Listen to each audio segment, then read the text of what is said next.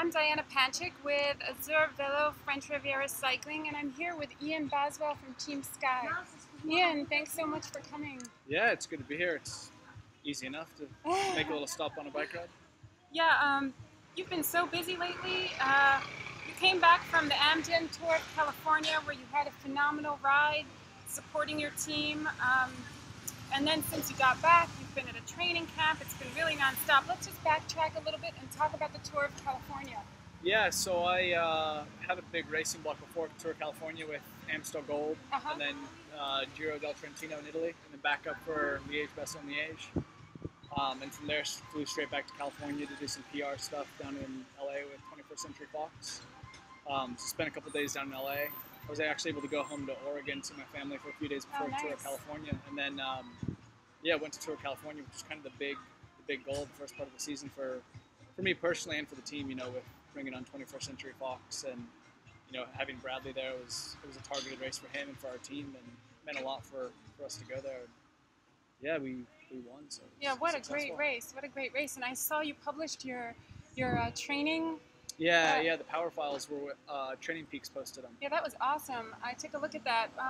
I was wondering, does your hardest day on the training files correspond to the day that you felt was the hardest? Well, I think the thing in California was the heat, and I think that sometimes Powerfiles don't necessarily reflect the stress of the heat. Especially there's a couple days that were over 100 degrees or 38, 39, 40 degrees Celsius. Wow. So I think that takes a toll on you, and I guess the job that I had in California was a bit different than some guys. I was like riding the front most of the time, so it's more of a gradual build of fatigue than necessarily a where someone like Dombrowski was more a guy for the end to help Brad in final mountains. So it was just kind of a gradual building. But actually, as the race went on, it started to feel better. So yeah, it was good to ride well for the team and to have everyone came together and to win the race was awesome. Yeah, that's great. That's great. It was phenomenal. I saw you riding. That was amazing. I mean, you seem to be really strong right now. How does your fitness compare this year to last year at the same point of the season? Definitely at a higher level this year. I think having a full year under my belt made a big difference. Last year I had a knee injury in the spring, so that kind of held me back a bit. And Merci. We're getting some drinks, so hold on. Merci beaucoup. I would say having a full season under me made a big difference, and the consistency in training I've had throughout the winter and then throughout the spring, and having a bigger block of racing, being able to handle that's made a huge difference just in overall strength and endurance. Yeah. And then you came back from the Tour of California, and then you were off right away to a big training camp at altitude. Actually, before that training camp, I went up to Germany for Bayern Rundfahrt. So we had another race less than 10 days after California finished in Germany, which we actually won again with Geraint Thomas, who you just saw here a few minutes ago. Yeah. So that was another good race. It was quite hard, long time trial, but yeah, to go to 2 back-to-back races and take home yellow was awesome. That's fantastic. And then after Bayern, a group of us, 5 of us from here in Nice or Côte d'Azur, went up to Isola 2000, which is just 90K or something from Nice, up at 2,000 meters. Weather was good. It was probably too hot down here to train, so we went up to the mountains, got some altitude, rode new roads, and it's fantastic. It was super quiet up there because it's not ski season, also not quite summertime yet, so not much going on other than training, sleeping, and eating. I saw some of the pics you posted.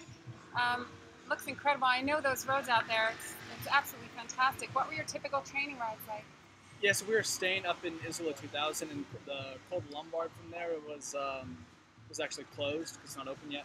I think it's open now, but then it wasn't open. So every day it was 17K down the mountain to Isola, down to the bottom. And because the early season, I guess, snowpack's still quite high, a lot of the rides were kind of out and back. We were able to do a few loops, but just riding new roads, I didn't mind doing out and back rides, and tons of climbing, unbelievable amount of climbing. Some of the days, I think we did one day that was 130K with almost 4,000 meters climbing. So unbelievable. I mean, and all new roads for me, and it's so beautiful out there, real quiet. Yeah, and it's so close to Nice. Yeah, at Sky they go look down to Tenerife a lot.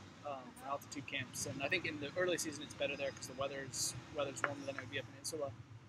But our coach actually came up one day to scout it out and follow us and see like this is a place that the team could use for altitude camps during the season because it's up at altitude, but it's really easy to drop down. Right. And while training at altitude and sleeping there is a benefit, it's also good to be able to train low because you can actually get more power. It's hard to produce power when you're at altitude the whole time. So it's a really good spot to train. Right. And this is what, your second year in living in Nice? Yeah, second season. So yeah, been here not 2 years, but close to it now. So what do you think of living in Nice, living in France? I think this is, I haven't been everywhere in the world, but I think it's maybe the best spot in the world to train. I mean, you just have everything here. I mean, one thing it lacks a bit is maybe some flat roads for time, like for specific motor pacing or time trial bike, but you can find it. And I think just for general riding, it's the best place in the world. I mean, for exploring. I mean, yesterday when we did a 5-hour ride, just unbelievable. Once you get out of Nice, it's they're unlimited new roads, right? Yeah, like my dad's looking at coming over, and I was like, the thing is, it's hard riding. I was like, I'll just rent a motorcycle and follow me around for a couple days because it really is the most unbelievable riding. And to be able to, we're sitting here now in palm trees on the Mediterranean. In 2 hours you can be up at Col de Trini up at 2,000 meters, and it's pine trees and wild animals, and it's you have everything. Yeah. An endless road. I mean, still finding new roads all the time. It's endless. Yeah, no, it's amazing. I totally agree. So what's next on the schedule for you? Yeah, so it's Wednesday today. So tomorrow morning, Thursday, fly over to Toulouse for Rive du Sud, which starts Friday over in the Pyrenees. It's a smaller race, but there's some good riders there, and kind of race it up in targeting for some personal goals. The second stage, we have some big climbs. We do Col de Tourmalet, the Col de Span, and then Val de Laurent. So it's a mountaintop finish. So hopefully have kind of a performance there, and been riding well, and the time up at altitude helped. So who's going out there? We have an 8-man team, so I think it'll be myself, my roommate Josh Edmondson, Nathan Earl, Bernie Eisel, Bo Hagen, Chris Sutton, Dario Cataldo, and Constantine Zitsar. So we have a good team, but we have a team where might have a bit of opportunity on some of the stages. Oftentimes at Sky, we have someone like Brad or G or Richie Frumey at the race, so it's very specific to helping those guys out. We kind of hit this time right in the season where there's some races where the younger guys can target and try to get a result. Cool. Well, wish you the very best of luck, Ian, and thanks again for taking the time. Oh, thank you.